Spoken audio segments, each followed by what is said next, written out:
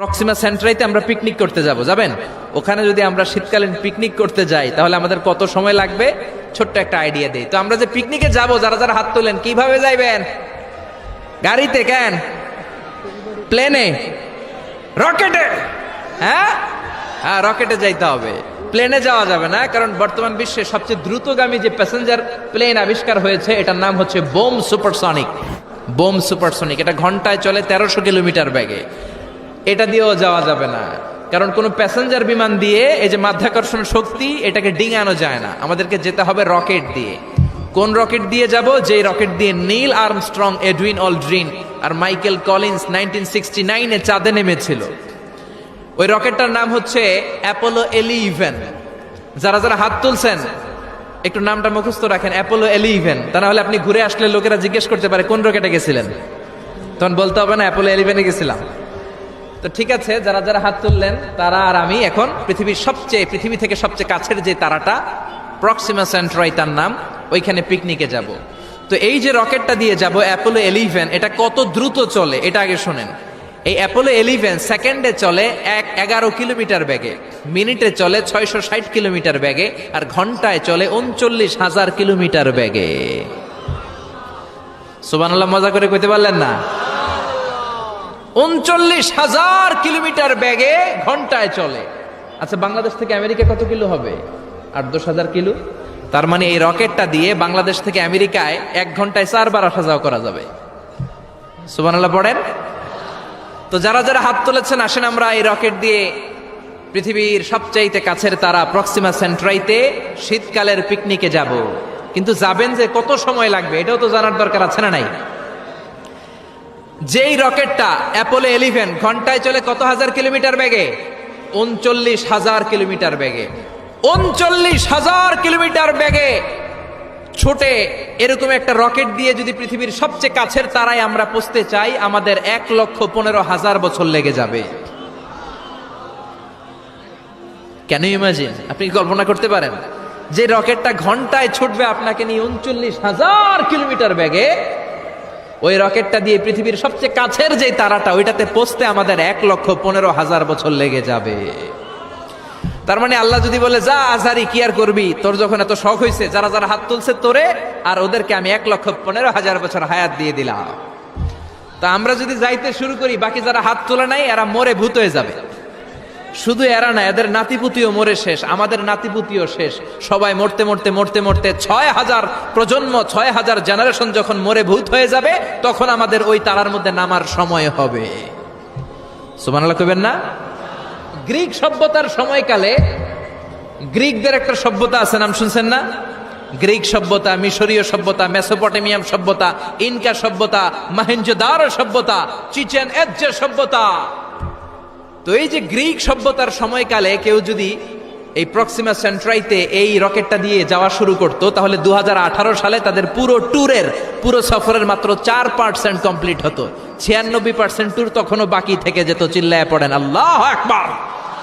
ওই আল্লাহ ডেকে বললেন, গোলাম ওয়ালাকাদ যায়্যানাস সামাআদ দুনিয়া বিমাসাবিহা ওয়া জাআলনাহা রুজুমান লিশ-শায়াতিন। এরকম বিশাল বিশাল তারকারাজি দিয়ে, তারা দিয়ে প্রথম আকাশটাকে আমি আল্লাহ সুশোভিত করে দিয়েছি। পড়েন সুবহানাল্লাহ। তো এরকম তারা কি মহাশূন্যে শুধু একটা আছে? কত হাজার আছে কেউ জানে না। চিল্লায় বলেন ঠিক কিনা?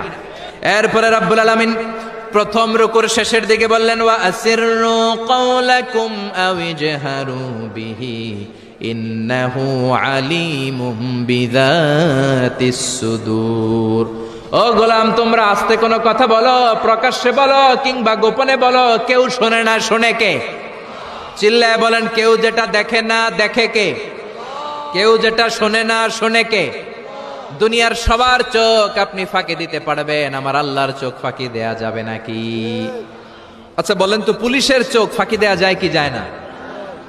র্যাবের চোখ, বিমানবন্দরে কাস্টমস অফিসারের চোখ, দুর্নীতি দমন কমিশনের অফিসারের চোখ, পরীক্ষার হলে ম্যাজিস্ট্রেটের চোখ, কিন্তু আমার আল্লাহর চোখ ফাঁকি দেয়া যায়? আপনি রাত্রিবেলা দরজা বন্ধ করে জানলা আটকে দিয়ে বাতি বন্ধ করে পাপ করেছেন, অন্যায় করেছেন, কেউ দেখে নাই, দেখেছে কে? এরপরে ওই আল্লাহ বললেন আওয়ালাম ইয়ারাউ ইলা তাইরি ফাওকাহুম সাফাতিন ওয়া ইয়াকবিদনা মা ইউমসিকুহুন্না ইল্লার রহমান ইন্নাহু বিকুল্লি শাইইন বাসীর। আল্লাহ ডেকে বললেন, গোলাম ওরা কি পাখির দিকে তাকায় না? আওয়ালাম ইয়ারাউ ইলা তাইর, ওরা কি পাখির দিকে নজর করে না?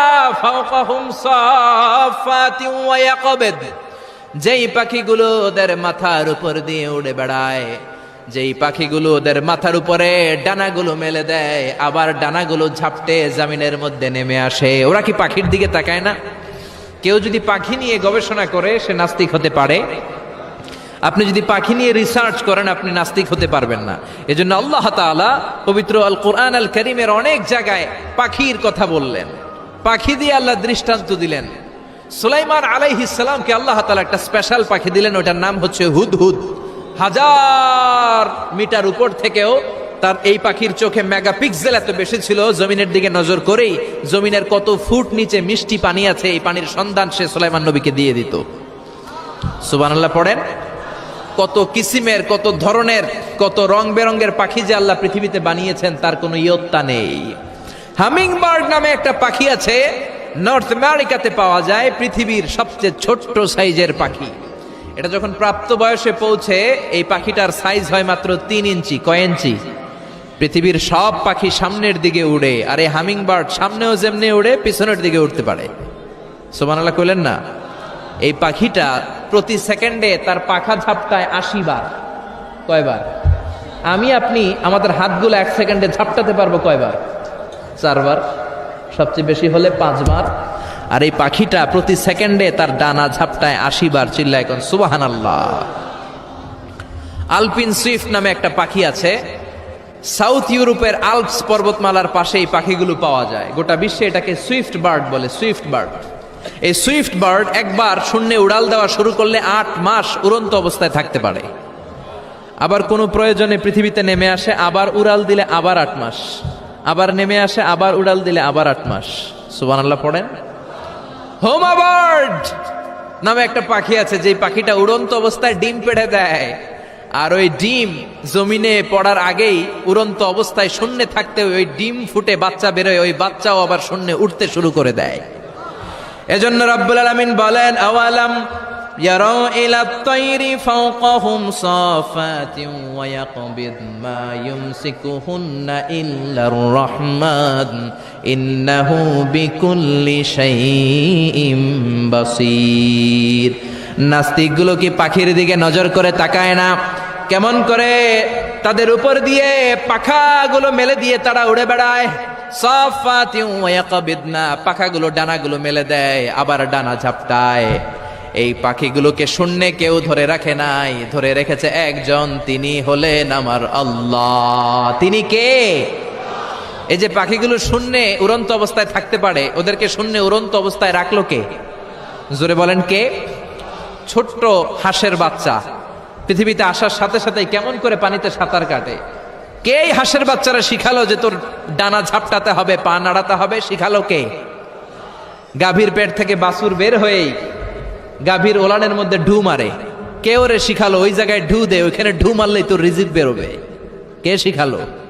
সুবহানাল্লাহ কইতে মন চায় না? এজন্য আল্লাহ বললেন, ওরা কি পাখির দিকে তাকায় না? পাখির দিকে তাকালে তো পৃথিবীর কোনো মানুষ নাস্তিক থাকতে পারে না। পাখিকে আরবিতে কি বলে বলেন তো দেখি?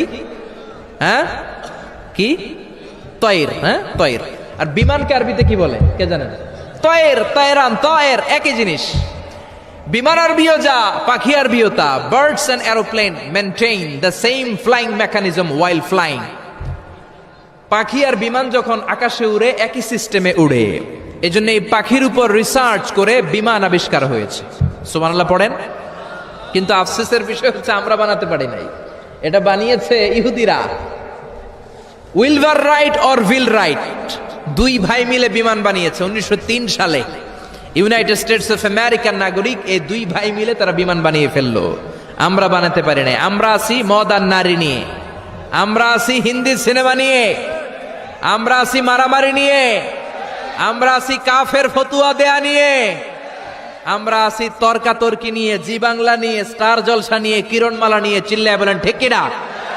স্টার জলসা হায়ারে জিহি বাংলা, নষ্ট করলো হয়ে আমার সোনার বাংলা।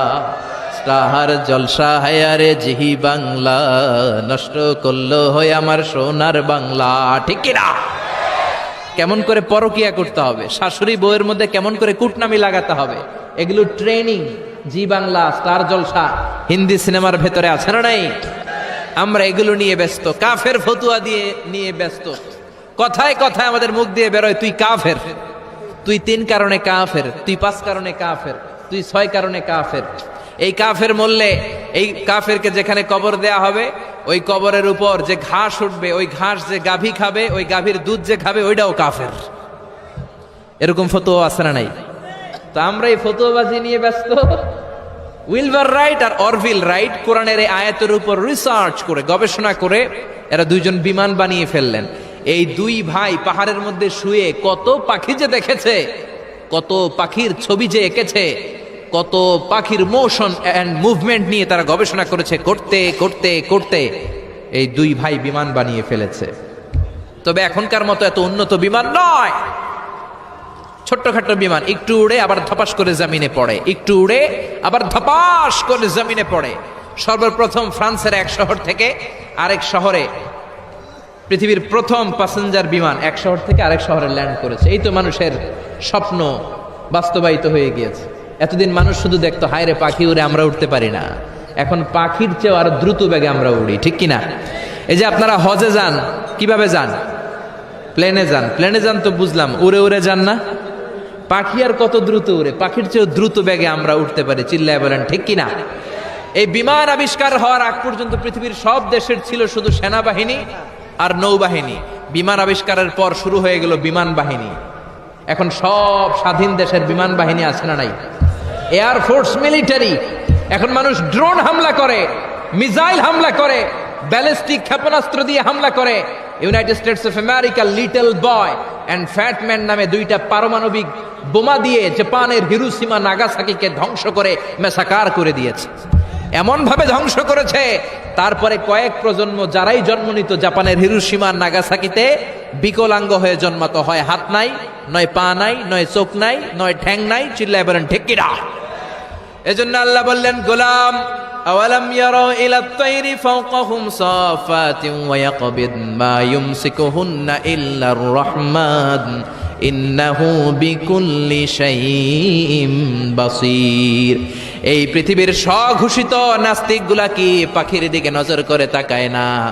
পাখি নিয়ে কোন নাস্তিক যদি গবেষণা করে, ওই নাস্তিক আর নাস্তিক থাকতে পারে না। ওরে নাস্তিক থেকে আস্তিক বানায়া দিবে কে?